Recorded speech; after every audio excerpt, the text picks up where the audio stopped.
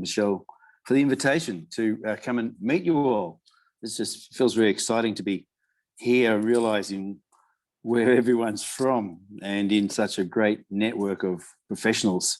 So I like to think I'm a community development worker too. And I have originally a social work training background, and there's this existential fork in the road for social work education back then, and I think it still is, and that is, do you focus on the issues facing the individual and helping an individual through a difficult situation, or do you get around the front of it and try and do something about the reasons why that person's in a difficult situation in the first place? So it's community development, policy, politics, research around the issue, as well as obviously a social work, as traditional stereotypical social work approach is just helping someone who's in trouble. So my background, I do come from a pretty nice place of northeast Victoria, which is for those from overseas, it's the southeast corner of the continent of Australia, and for the purposes of this discussion today, I live in this federal seat of Indi, the federal electorate of Indi, which is one of 150 electorates in the Parliament of Australia. And as well as we have about 70 senators in the upper house. So it's a Westminster system, and Indi has been called that and been a federal electorate since we federated as a country in 1901. So it's going back a bit. And I wasn't around then, by the way, in case you're starting to think I may have been, sounding authoritative about it. But my story is having always lived and worked in rural Australia, and I got involved in a number of roles and positions and around disability, neurotrauma rehab, farmers in financial difficulties, just basically working with communities and people who are going through very difficult times, and both, as I said before, in a direct way, a direct personal way, but also in terms of the understanding the system and doing something about the circumstances. But one of the things that was happening for me was, always having worked in rural, I could see that the politics representing rural people felt to be lesser than what the politics were to be representing urban people. So there sort of felt like there was an edge and a responsibility to kind of work that edge around how can I focus on issues facing rural people generally. And I must admit, for many times over that career, I became very disappointed in the politics. In some ways, when someone's unhappy with their own politics, it's often a self-reflection, because you could be asleep at your own wheel. You could be, asleep and removed from your own responsibility to be a citizen and to participate. And I think that's what happened to me. My politics, as Michelle indicated, there had been a difficult federal representative in our particular electorate. And it all came to that because we all let it come to that. And that was really the reframe that I guess was occurring for people in our community, was that we ourselves are responsible for the politics that we have. And and we're also responsible for doing something about trying to improve that situation. So in 2000, and I'll just do this very briefly, and more than happy to go back through questions, but just to give an overview of where I'm coming from. But in 2012, we formed this group called Voices for Indi, a group of 12 people, many of whom didn't know each other, but knew someone in that group. And that group essentially wanted to start the discussion and conversation around, well, what can we do? What can we do here as individuals and groups, and as a group, to improve the way in which our community relates to our elected representatives? Because that's what politics essentially is in a democracy, is the relationship between a community and who they elect to represent them at a bigger level. So the key thing that we came up with in the early days was a form of community engagement called, which we called kitchen table conversations. And I'm sure you've heard of the idea, and it's not in some ways, it was just tailored to suit this purpose within a political perspective. And that was to set up a series of questions, to set up a series of values and a philosophy around which people could discuss politics without getting a punch on the nose. Because often what happens in a political discussion is that people end up well, certainly in this part of the world, I'm going to say in other parts of the world too, as soon as you start talking about it, people focus on the differences, on the injustices, and it just becomes like a fight, an argument between each other. So we set up a model of doing these conversations, and it was actually, I attribute it to the Victorian Women's Trust, which is in a statewide organisation in Victoria, which had a long history of working and supporting women to emerge with their power and capacity and influence in the great state of Victoria. So a lady by the name of Mary Crooks helped this group called Voices for Indi, to develop this model of community engagement. And very quickly, I'm sure you've been in meetings where you've facilitated people through difficult conversations. You need a structure, you need a discipline, you need people to respect each other and hear each other out.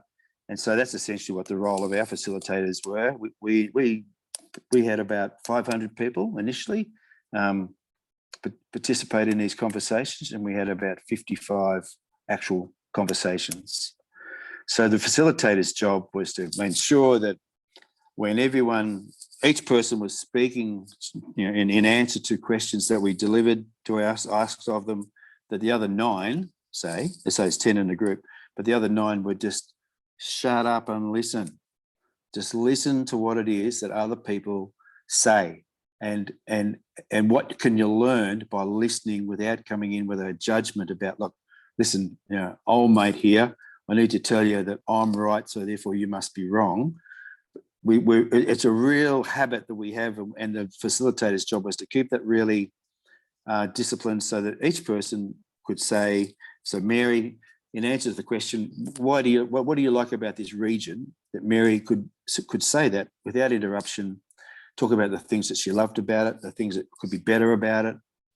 And actually, the other 9 people would only listen. We would record what each person said in answer to each question, and we assured them that anything that was said in confidence. The comments weren't to be attributed by name to people, but rather it was a collection of the report that came out of it. But the scribe would actually record the conversation.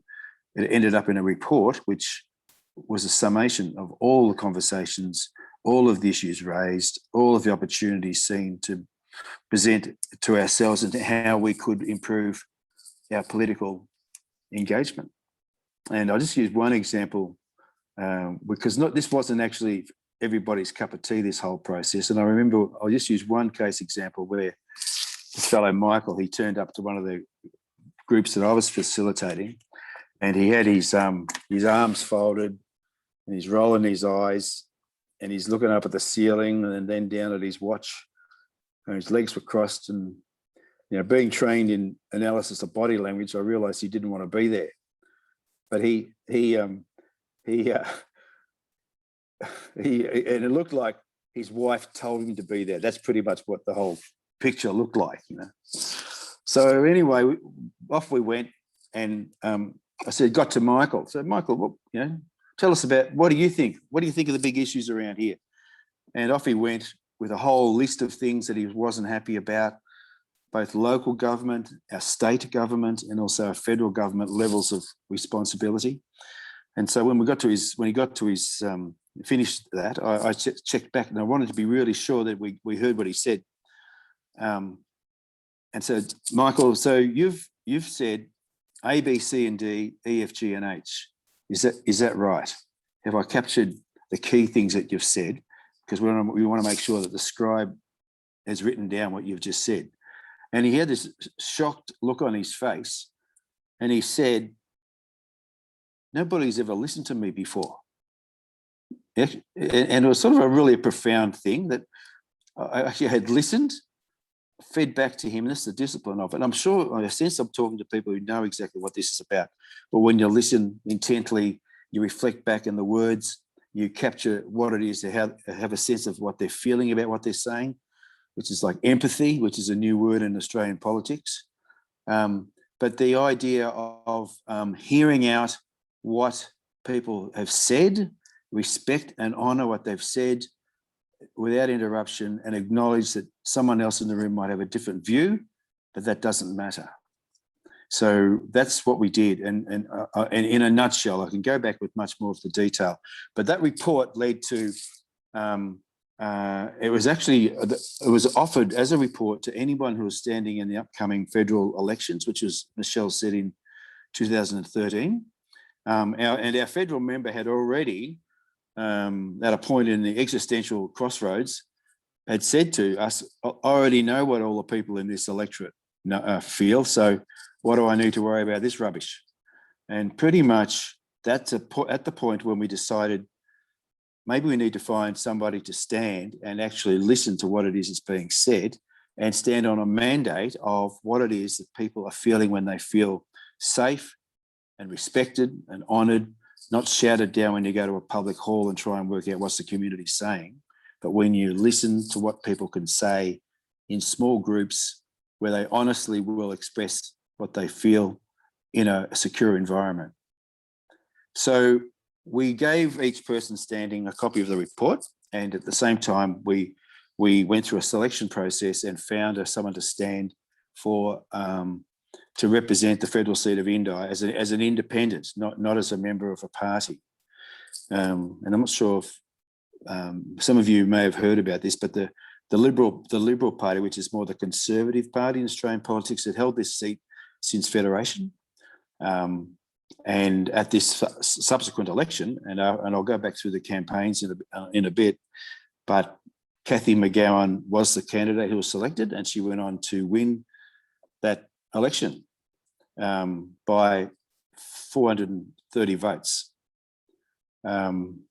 She went on again in the 3 years later with the same broad mandate of the representative connecting with her community.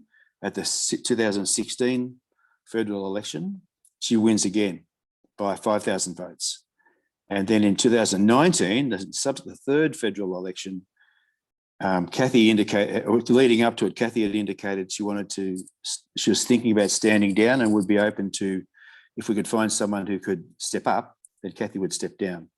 So we went through Voices for Indi went through quite a detailed and iterative candidate selection process, at which the committee members of Voices for Indi stepped back from and just gave the responsibility to find the subsequent candidate to about 250 people who turned up on the day. And they found that Helen Haynes was the best candidate to do this job. So that's the first, and so Helen, I should say, went on, ran a campaign and won the 2019 election.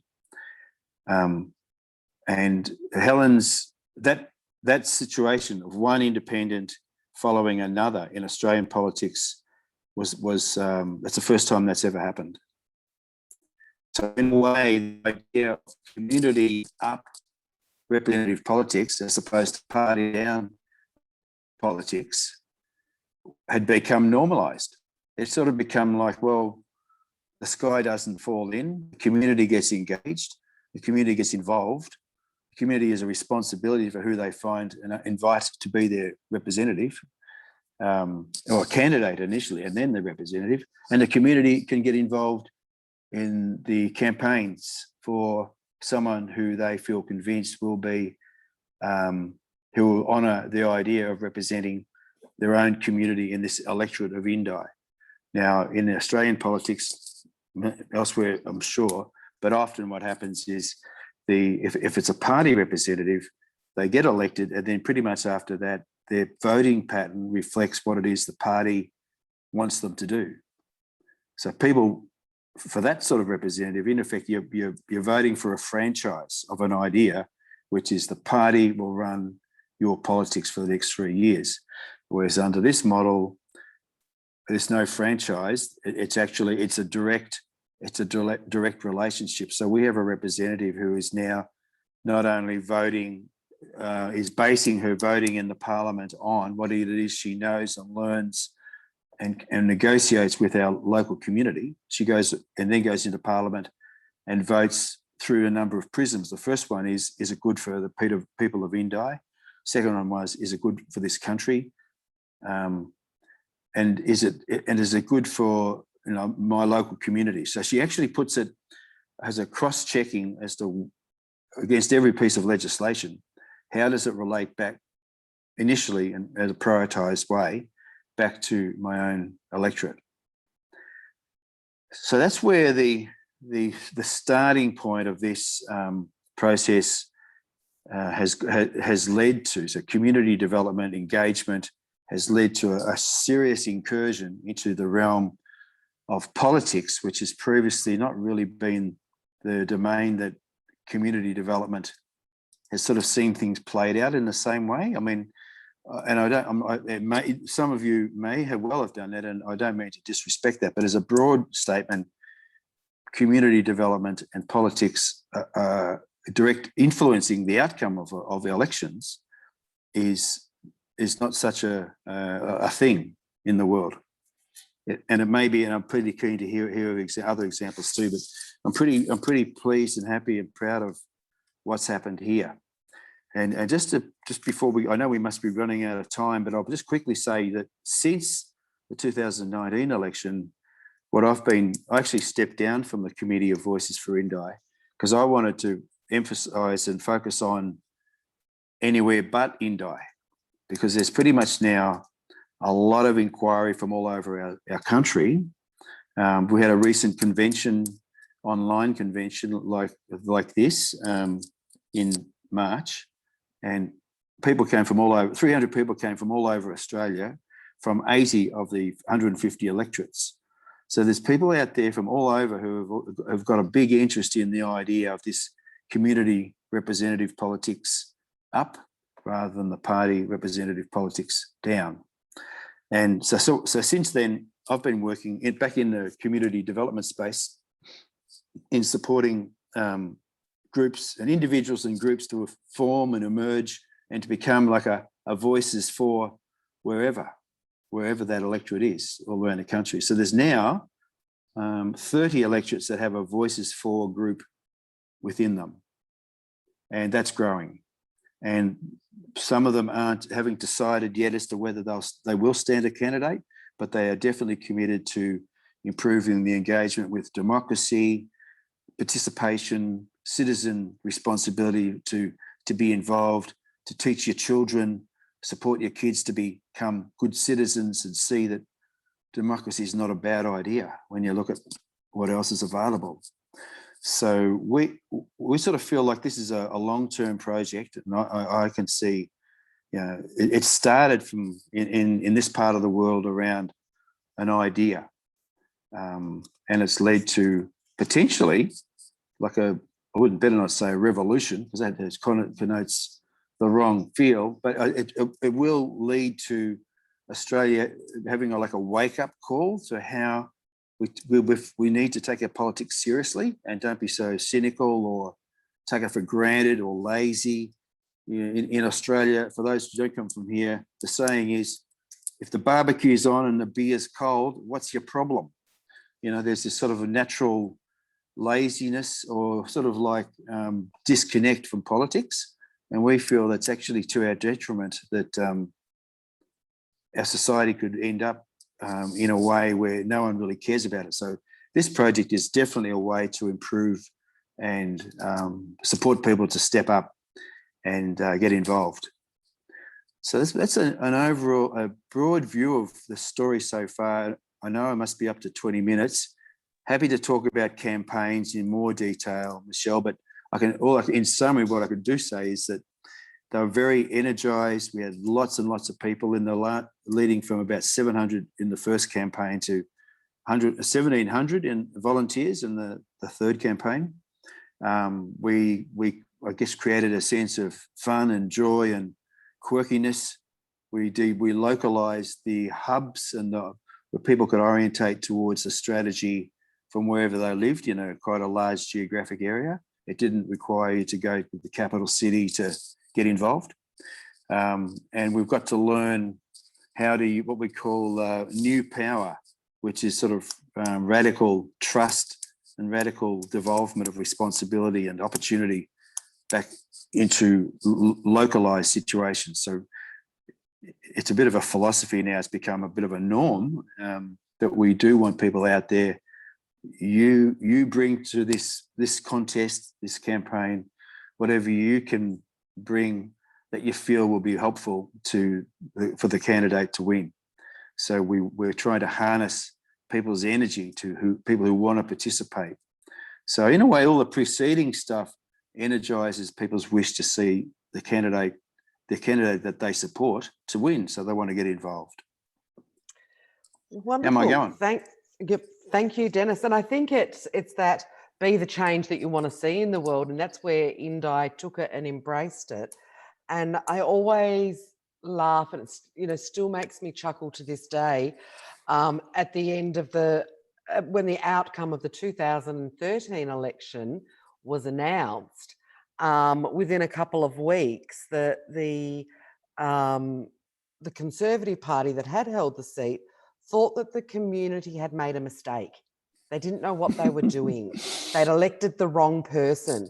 And it was like, no, this is what it's about. And it has been a joyful process of being involved as a volunteer and a community member who sits right at the other end of this electorate to Denis, that it was a joy to be involved and so respectful. And I think that's even just the way we've changed the political discourse across Indi has made it much more respectful. And the fact that we've got a member that fights for us, not fights for what the party said. And I remember in the famous words of Sophie Mirabella, who was the sitting member at the time, thought that people in a landlocked part of Australia were worried about boats, and what you meant there was refugees and asylum seekers and things like that. And that actually didn't come out in any of the community conversations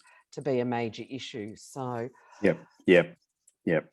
Fantastic. So just before we hand over to questions, Denis, what's been the biggest learning for you on this journey? Well, I reckon how accessible this all is. That's been a surprise. I must admit, in my younger years, I just thought, well, politics is what someone else does. I'm not involved in that. That's someone else's business.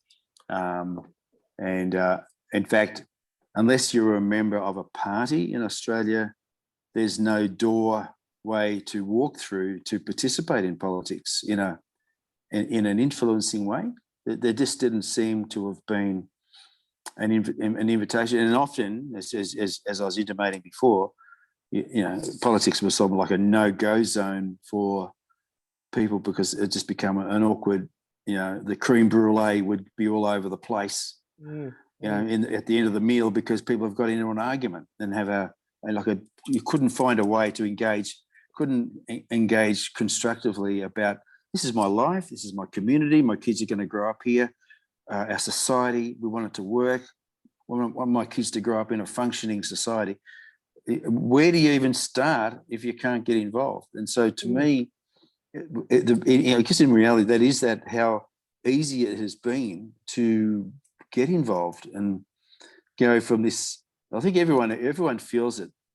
In fact, I've got a link in my bio somewhere, but use the term from trepidation to transformation, that people feel with trepidation that, oh, what could go wrong? I'm going to get abused, or someone's going to be shouting at me if you do this. But how easy? It didn't happen. In fact, the biggest thing that stopped people generally, I think, is what was going on in their own head. It wasn't actually an environmental thing that's troublesome. So that's one of the keys. Sorry, Denis, it's that discourse that we never speak about politics and religion. It's what we've grown up on. So, you know, to actually go, let's talk about politics, you know, and I know that through the campaigns, we've done things like politics in the pub, you know, and things like that, where it got different people involved in the conversation. Yeah. And I noticed Hannah's just put in the chat there that she has no local access to their or no access to their local member. And that's what we hear around a lot of electorates. Yeah. So I'm going to stop the recording now as we hand over to questions from anybody in the group.